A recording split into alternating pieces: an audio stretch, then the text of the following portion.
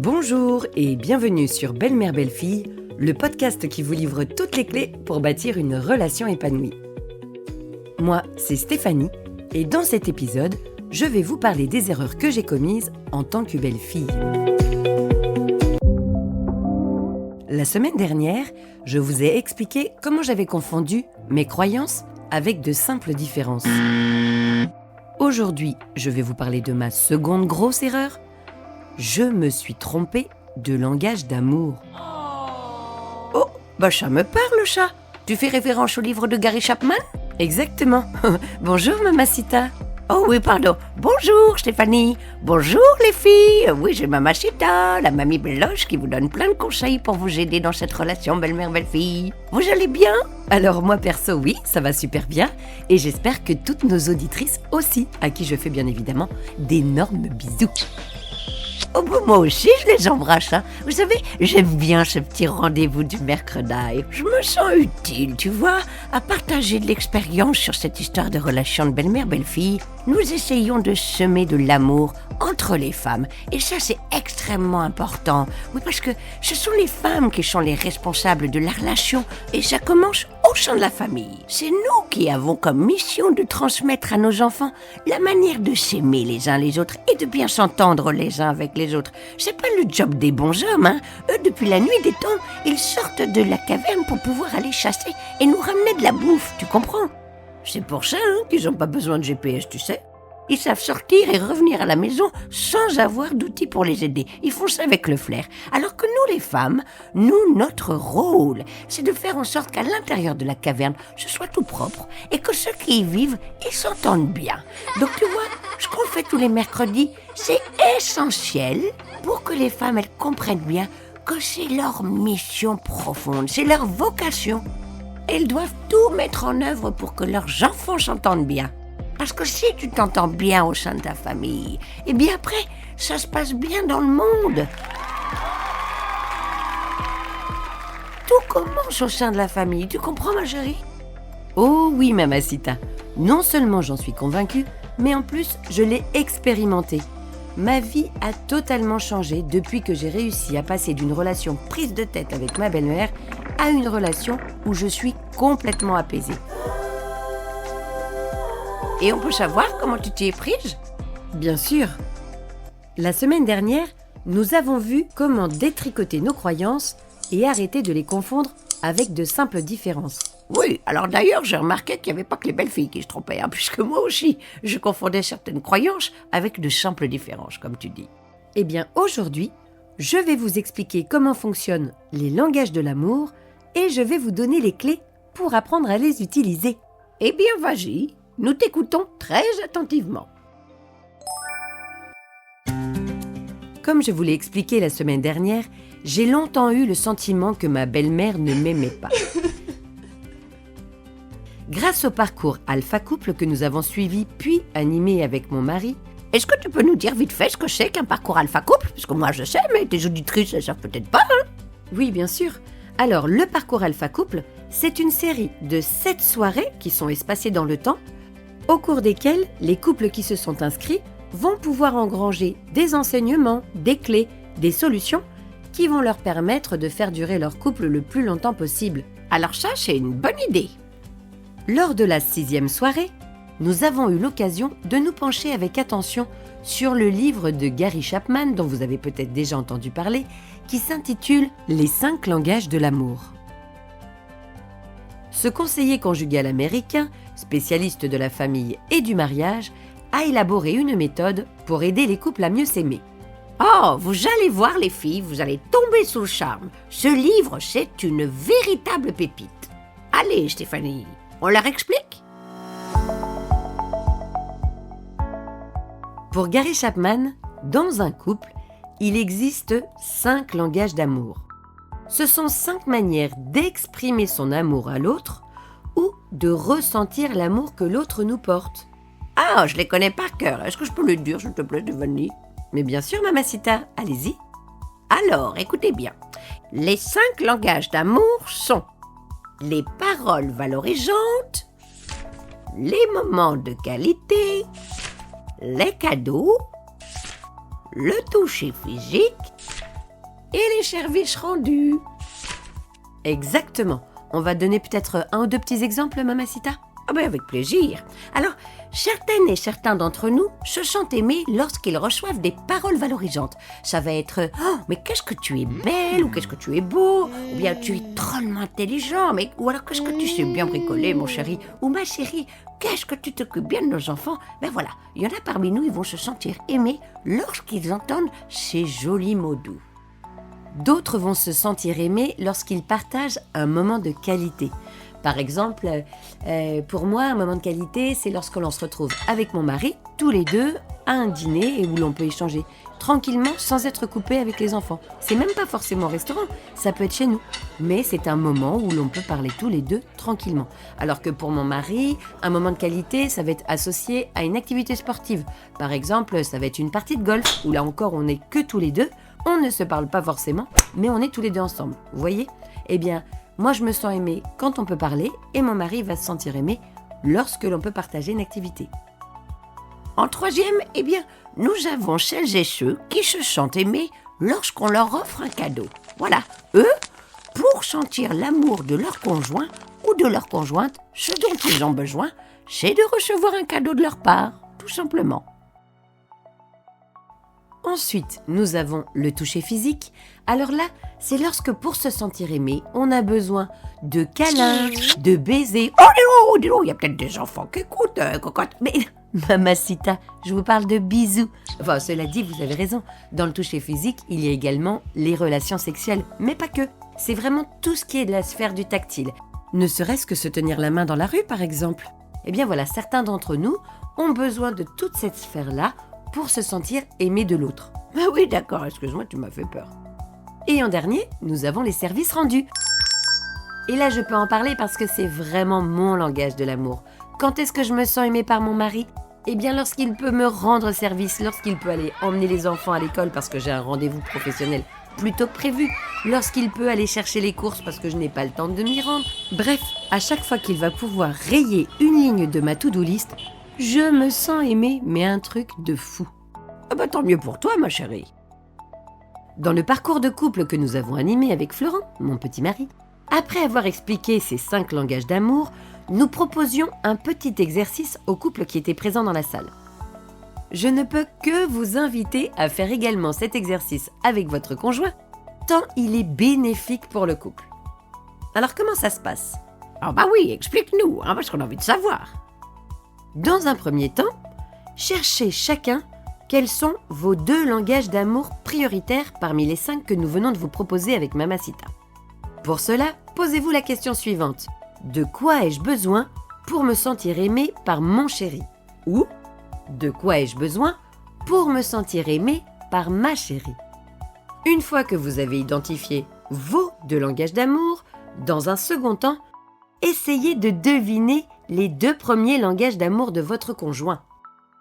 Alors, chacun le fait de son côté, par exemple pendant le temps de l'apéro, c'est ça qui est rigolo. Oui, enfin, sois honnête Stéphanie, c'est juste que si t'as envie de faire un peu de développement personnel avec ton mec, t'as plutôt intérêt à lui mettre des cacahuètes, des chips et puis une petite bière si t'as envie qu'il accepte de s'y coller, Comme dirait l'autre, on n'attrape pas les mouches avec du vinaigre.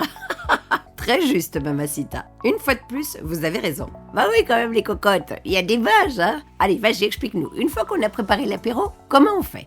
Vous prenez un petit bout de papier, vous vous posez la question, alors de quoi selon moi a-t-il ou a-t-elle besoin pour se sentir aimé ? Vous ne lui posez aucune question, vous devez deviner tout seul. Une fois que vous avez trouvé, vous les inscrivez sur votre petit bout de papier que vous gardez bien caché. Parce que ce qui va être assez rigolo, c'est le 3e temps, celui pendant lequel vous allez échanger vos réponses. Comme vous allez probablement le constater, bien souvent, on est complètement à côté de la plaque s'agissant des langages de l'amour de notre conjoint. Ben tu vois, ça me questionne ça. Mais pourquoi y a-t-il autant de couples qui se trompent dans le langage d'amour de leur conjoint ? Eh bien, comme l'explique Gary Chapman dans son livre, l'une des erreurs classiques que nous commettons tous, c'est d'être persuadé que notre conjoint a le même langage d'amour que nous. Résultat des courses, bien souvent, nous donnons à l'autre ce dont nous avons besoin nous-mêmes. Par exemple, Si j'ai besoin de paroles valorisantes pour me sentir aimée, je vais couvrir mon conjoint de petits mots doux pour lui montrer que je l'aime. Ou encore, si j'ai besoin de services rendus pour me sentir aimée, eh bien je vais rendre plein de services à mon conjoint pour lui dire je t'aime. Oh, vu ton petit sourire en coin, je parie que c'est exactement la boulette que t'as commise.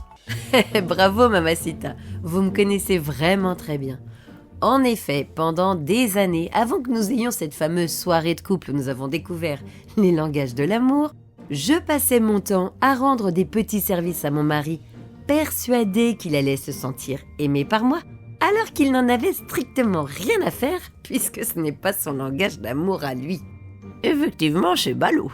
Mais non seulement c'est ballot, Mamacita, mais c'est hyper dangereux pour le couple qui fonce droit dans un mur. Parce que malheureusement, si mon conjoint a besoin de moments de qualité et de toucher physique pour se sentir aimé, j'aurais beau lui rendre des services ou lui répéter que c'est un homme absolument merveilleux, il ne se sentira pas aimé pour autant. Et idem inversement. Si mon mari me propose d'aller jouer au golf ou m'offre des cadeaux en étant persuadé que de cette sorte, je vais me sentir aimé, alors que moi, j'ai besoin de services rendus et de paroles valorisantes, eh bien je ne me sentirai pas plus aimé en retour. Vous voyez le problème ? Oh bah oui, je vois bien le problème.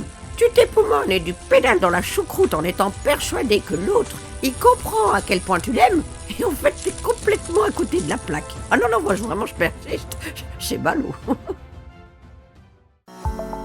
Dans son livre, Gary Chapman utilise une métaphore très efficace pour comprendre le principe de base.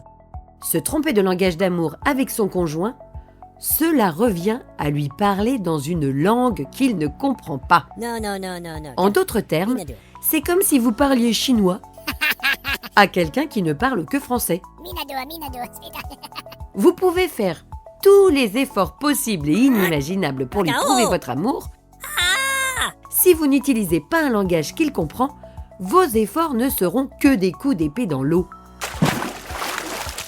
Votre conjoint ne se sentira pas aimé.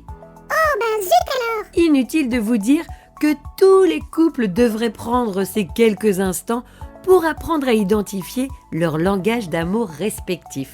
Alors ça c'est clair, hein, ceux qui n'ont pas encore compris, je sais pas ce qu'il leur faut. Dans le spectacle « Les hommes viennent de Mars et les femmes de Vénus » que vous pouvez voir sur YouTube ou qui existe encore en tournée, un exemple très parlant s'agissant de ces langages de l'amour nous est proposé. Un homme travaille tous les jours très tard pour gagner le plus d'argent possible. Avec cet argent, il emmène sa femme en vacances à l'autre bout du monde, dans un hôtel somptueux, au bord d'une plage de sable blanc, avec des cocotiers et des cocktails de fruits multicolores. L'homme s'est donné à fond pour prouver son amour à sa femme. À peine rentré de leur voyage, la première question que lui pose sa conjointe est « Dis-moi chérie, est-ce que tu m'aimes ?» Le pauvre homme en a les bras qui tombent.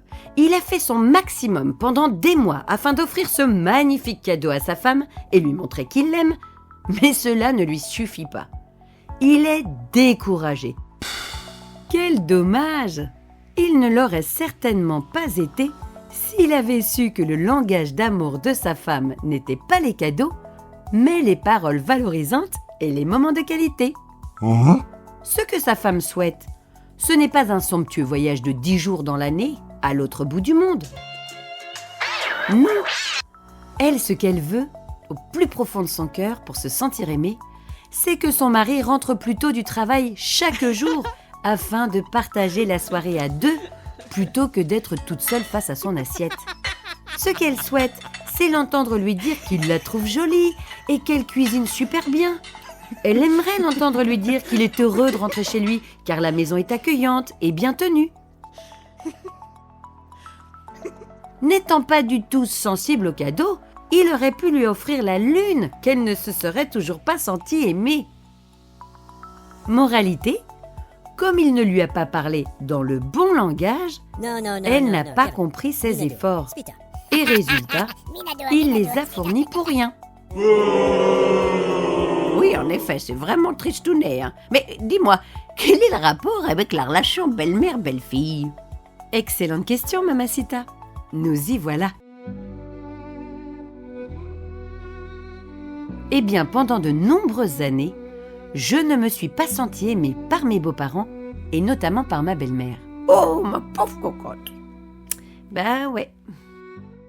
En transposant la méthode des langages de l'amour à ma relation belle-mère-belle-fille, j'ai fini par comprendre que je commettais la même erreur que dans mon couple. Ah bon? Mais qu'est-ce à dire? Ce n'est pas que mes beaux-parents et ma belle-mère ne m'aiment pas, c'est simplement que nous n'utilisons pas les mêmes langages d'amour. Ah, je comprends. Pour arriver à ce constat, j'ai fait exactement l'exercice que je vous ai proposé tout à l'heure. Dans un premier temps, je me suis demandé comment je me sentais aimée par mes parents. Dans un second temps, je me suis mise à observer la manière avec laquelle mes beaux-parents manifestaient leur amour à leurs propres enfants. Et ensuite, j'ai regardé si nos deux langages d'amour coïncidaient. Ah, je crois que je connais déjà la chute. Ce qui fait que je me sens aimée par mes parents, c'est que d'une part, ils me font des bisous, ils me font des câlins, on se serre dans les bras lorsque l'on se retrouve. Et d'autre part, nous sommes toujours en contact. Que ce soit par téléphone ou en présentiel, nous échangeons à une fréquence très régulière et nous nous posons des questions. Comment vas-tu? Où en sont les enfants? Et vous, comment allez-vous? Qu'avez-vous fait aujourd'hui? Comment vous sentez-vous? Bref, on s'intéresse les uns aux autres et de cette manière, nous tissons du lien. Un lien dont j'ai beaucoup besoin pour me sentir aimée. En conclusion, pour me sentir aimée dans une relation, j'ai besoin de toucher physique et de moments de qualité. Ok, c'est très clair, on voit bien comment ça se passe dans ta famille. Et alors, comment ça se passe dans ta belle famille?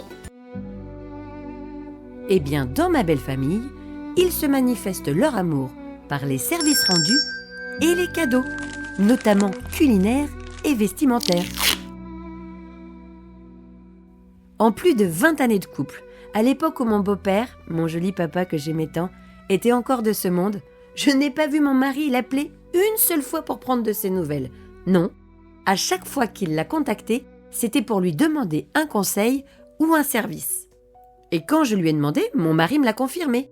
Il n'a jamais appelé son père simplement pour lui demander comment ça va. De la même manière, ils ne s'appellent pas entre frères et sœurs, ni pour prendre de leurs nouvelles à eux, ni même de leurs enfants respectifs. Quant à sa maman, ils s'appellent une fois tous les 15 jours environ, à moins qu'ils aient un besoin particulier, auquel cas là, ils prennent tout de suite leur téléphone. Et alors s'agissant du toucher physique, ils s'embrassent du bout des lèvres, ils ne s'enlacent jamais, ils ne se touchent pas, pour une question culturelle. Mon beau-père vient de Hollande, où il n'est pas d'usage de se prendre dans les bras les uns des autres, ça ne se fait pas. Ma belle-mère n'ayant pas non plus été élevée dans une famille tactile, eh bien dans ma belle famille, les contacts physiques sont extrêmement rares. Alors attention, je ne suis pas du tout en train de porter un jugement. Là, il est simplement question de constater des modes de fonctionnement. Ce n'est ni mieux ni moins bien de se faire des câlins et des bisous, on s'en fiche. Ce qui est important, c'est simplement de noter que c'est juste différent. Entre ma belle famille et ma famille, notre mode d'emploi est différent. C'est tout. Oui, enfin, t'es mignonne. Tu dis que tu portes pas un jugement, mais t'as vu un peu ton choix de musique de fond, là? Ça donne l'impression que dans ta famille, c'est hyper joyeux, youpi tralala, et que dans ta belle famille, c'est triste à mourir. Bon, alors je vais tout de suite changer de musique de fond, parce que c'est pas ça l'objectif. C'était juste de montrer mon ressenti. Je ne dis absolument pas que ma belle famille est triste, loin de là. J'essaye simplement de vous expliquer que pendant de très nombreuses années, ma perception de ma belle famille ressemblait à cette musique. Mais après avoir étudié, réfléchi et observé, hop, regardez bien, je vais changer de musique. Bien qu'ils ne s'appellent pas et qu'ils ne se touchent pas, je peux vous assurer d'une chose, c'est qu'il existe entre les membres de ma belle famille un amour extrêmement puissant. Comme vous l'aurez compris, il ne se l'exprime pas par le toucher physique et les moments de qualité. Pas du tout, non. Ils se montrent les uns aux autres qu'ils s'aiment, en se rendant des services, en étant toujours présents les uns pour les autres lorsqu'ils en ont besoin, et en s'offrant des cadeaux. Bien souvent des vêtements ou de bons petits plats et des bons petits vins. Oh, ben ça y est, j'ai compris. Tout est très clair maintenant dans ma tête. Comme toi, ma chérie, de ton côté, pour te sentir aimée, t'as besoin qu'on te tripatouille, qu'on te fasse des câlins et des bisous, et qu'en plus, on t'appelle toutes les 5 minutes pour prendre de tes nouvelles et savoir comment tu vas, toi et tes enfants et ton mari.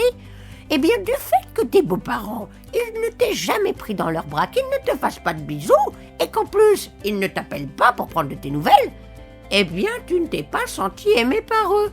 Exactement, Mamacita, vous avez tout compris. Oh, mon pauvre petit poussin, mais c'est que ça peut faire des dégâts quand on se trompe de langage d'amour. Vous ne croyez pas si bien dire, Mamacita? Eh oui, parce que pendant des années, moi ça m'a fait souffrir, parce que je ne me sentais pas la bienvenue dans cette famille. Tout ça pourquoi? Parce que je me trompais de langage d'amour. Et là, c'est moi qui le dis, c'est vraiment ballot. Parce qu'au cours de ces 20 années, ma belle-mère, elle m'en a fait des cadeaux pour me montrer qu'elle m'aimait. Et d'autre part, quand mes parents ne pouvaient pas garder mes enfants et que je n'avais aucune autre solution de garde, à chaque fois que je l'ai appelée, eh bien, elle a gentiment accepté de les prendre en charge. En d'autres termes, elle m'a toujours rendu service. En fait, c'est pas plus compliqué que ça. Ta belle-mère, elle t'a aimé à sa manière, dans son langage d'amour. Mais toi, comme ton langage d'amour était différent, eh bien, tu n'as pas compris.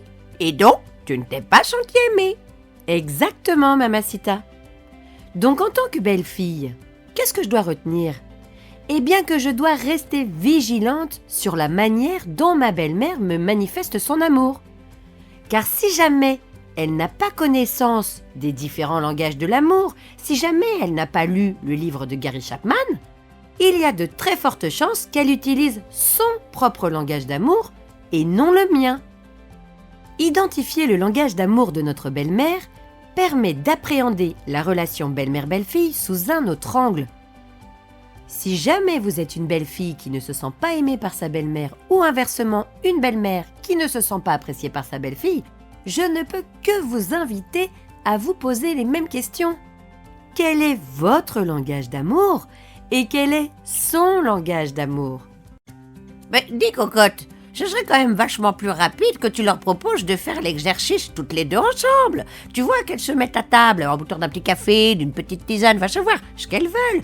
Mais qu'elles se demandent l'une et l'autre quel est mon langage d'amour, qu'elles essayent de deviner quel est le langage d'amour de l'autre si elles se connaissent depuis un petit moment, et ensuite qu'elles échangent exactement comme un couple. Ça leur permettrait de gagner un temps précieux. Ah oui, ça c'est sûr, Mamacita.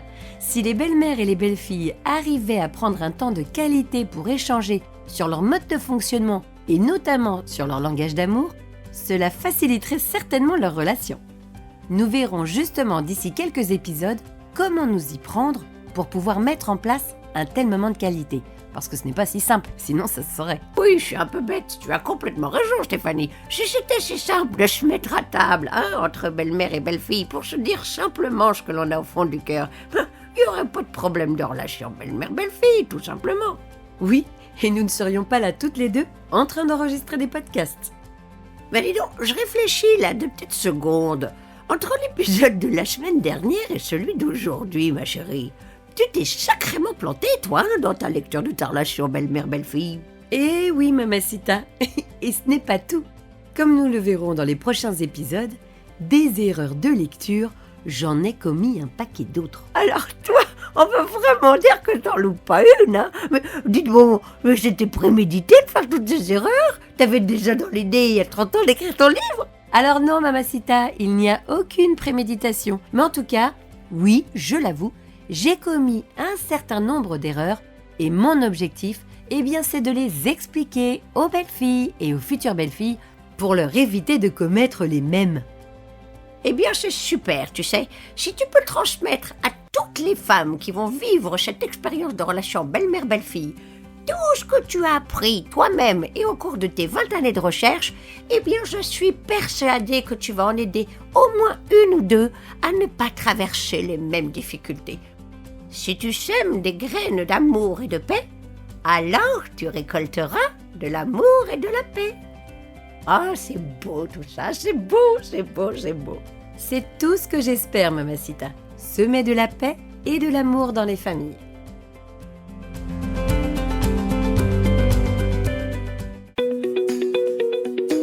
Voilà, cet épisode est terminé. Déjà? Oh, mais qu'est-ce que ça file? Si vous ne pouvez pas attendre une semaine avant de découvrir la suite de l'aventure, ou si vous avez envie d'apprendre comment bâtir à votre tour une relation belle-mère-belle-fille épanouie grâce à ma méthodologie, n'hésitez pas à acheter mon livre « Belle-mère-belle-fille, comment bâtir une relation épanouie » qui est en vente sur Amazon. Et si jamais vous vous posez des questions sur votre propre relation belle-mère-belle-fille, que ça vous cause des soucis, que vous avez besoin d'un coup de main ou simplement que vous avez besoin d'en parler avec nous, eh bien n'hésitez pas à aller sur le site internet BMBF, comme l'acronyme de belle-mère-belle-fille. Vous allez sur le formulaire de contact et puis vous posez votre question ou vous nous dites ce qui ne va pas, ma chérie, vous nous racontez.